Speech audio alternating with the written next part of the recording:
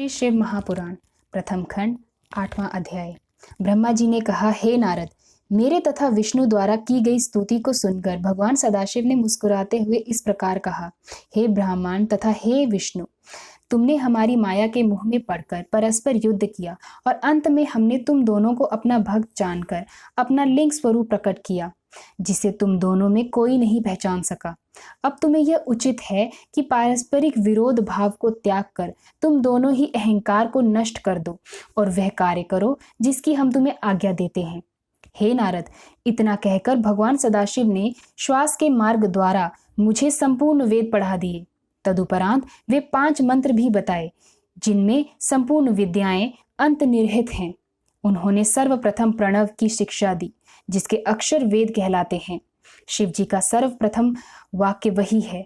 तदुपरांत उन्होंने 24 अक्षरों से युक्त वेदों की माता गायत्री का उपदेश दिया। फिर महामृत्युंजय मंत्र की शिक्षा देने के उपरांत उस चिंतामणि मंत्र को सिखाया, जो भक्तों को महान सुख देता है। उस वेद तथा मंत्रों को पढ़कर हमें अत्यंत प्रसन्नता प्राप्त हुई। उस समय मैं तथा विष्णु जी कृतज्ञता भरी दृष्टि से उन महेश्वर भगवान की ओर देखने लगे और दर्शन के उस आनंद में अपूर्ण निमग्न हो गए। उन परम प्रभु के दर्शन से हमें जो सुख प्राप्त हुआ, उसका वर्णन किसी भी प्रकार नहीं किया जा सकता।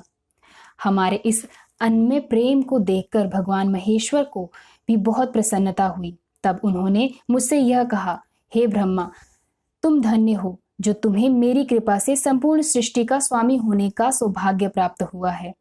अब तुम मेरी आज्ञा स्वीकार कर सृष्टि करो। मुझसे यह कहकर फिर वे विष्णु की ओर देखते हुए बोले, हे विष्णु, तुम सृष्टि का पालन करने के अधिकारी हो। तुम हमें वेदों का स्वरूप जानो और वेद में जो कुछ लिखा है उसे हमारी आज्ञा मानकर स्वीकार करो। हे नारद, भगवान त्रिशूल पाणि की आज्ञा सुनकर हम दोनों ने उनसे प्रार्थना करते हुए कहा, हे प्रभु, हमें आपकी आज्ञा स्वीकार है, परंतु हम चाहते हैं कि आप स्वयं भी कोई अवतार ग्रहण कर हमारी सहायता करते रहें। तीनों लोकों का पालन करने के पश्चात अंत अर्थात प्रलय का अधिकार आप अपने पास रखें। हमारा यही मनोरथ है। इतना कहकर हम दोनों मौन हो गए। तदुपरांत उनकी मौन स्वीकृति पाकर हमने यह बात कही, हे प्रभु, अब आप सर्वप्रथम हमें यह बताइए कि हम किस रीति के अनुसार आपका पूजन करें। यह सुनकर भगवान भूत भावन ने उत्तर दिया, हे ब्रह्मा तथा विष्णु, हमें संसार में तुमसे अधिक प्रिय अन्य कोई ना होगा।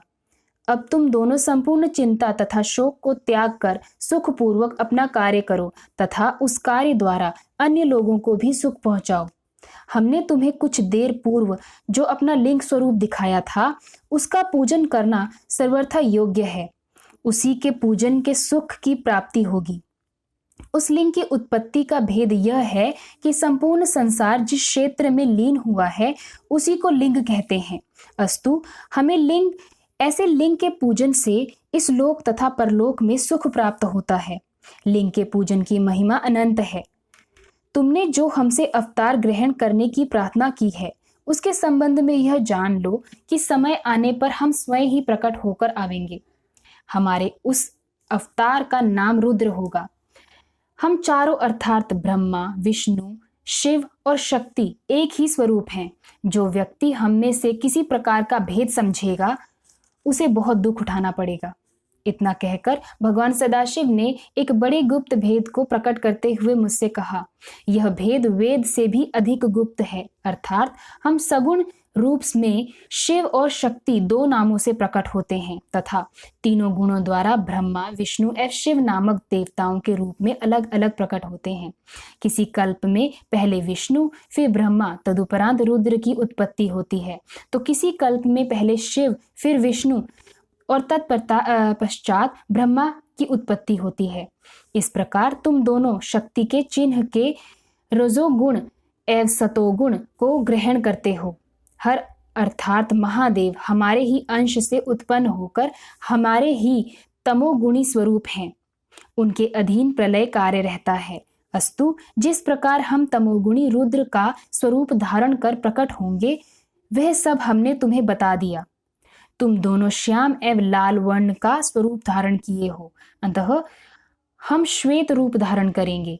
तुम दोनों पर तमोगुण का प्रभाव न होगा, परंतु हमारे रुद्र स्वरूप की यह स्थिति होगी कि वह तमोगुण से संयुक्त होने पर भी दिन रात पवित्र योग में निमग्न रहेगा। हे नारद, मुझे यह आज्ञा देकर भगवान सदाशिव ने विष्णु की ओर देखते हुए यह कहा, हे विष्णु, तुम संपूर्ण जीवों का भली प्रकार पालन करना। हमारे दाहिने ओर से ब्रह्मा, बाएं ओर से विष्णु तथा हृदय से रुद्र की उत्पत्ति होगी। हमारी शक्ति जो उमा है वह भी 2 अंशों से प्रकट होगी, जिससे तुम अलग अलग नहीं समझे जाओगे। पहले अंश से वे लक्ष्मी स्वरूपा होंगी, तुम्हें प्राप्त होंगी, और दूसरे अंश से सरा होकर ब्रह्मा को प्राप्त होंगी। उनके उमा स्वरूप को हर स्वीकार करेंगे। उस समय संसार में उनका नाम सती प्रसिद्ध होगा। इस प्रकार ब्रह्मा, विष्णु तथा हर, यह तीनों देवता अपनी शक्तियों के साथ रहकर वेद का पूजन करेंगे। अस्तु, तुम दोनों को उचित है कि तुम हमारी इस आज्ञा का अनुसरण करो। ब्रह्मा का एक दिन सहस्त्र चतुर्युगी का होगा। इसी प्रकार की 100 वर्ष की आयु ब्रह्मा की होगी। ब्रह्मा की संपूर्ण आयु का समय विष्णु के आधे दिन के बराबर होगा, और विष्णु की संपूर्ण आयु का समय हर का 1 दिन होगा। ऐसा 1 दिन व्यतीत हो जाने पर हमारा सगुण स्वरूप निर्गुण होकर प्रलय कर लिया जाएगा। इतना कहकर भगवान सदाशिव ने हम दोनों के मस्तक पर अपने दोनों हाथ रखे। इस प्रकार उपदेश तथा शिक्षा देकर जब भगवान शिव अंतर्धान हो गए, तब हम दोनों शोक से व्याकुल हो हाथ जोड़कर शिव शिव कहते हुए जिस ओर वे गुप्त हुए थे उसी ओर मुंह किए बारंबार दंडवत करते रहे। ऐसी ही कथाओं को सुनने के लिए मेरे चैनल को सब्सक्राइब करें और वीडियोस को लाइक और शेयर करें। धन्यवाद।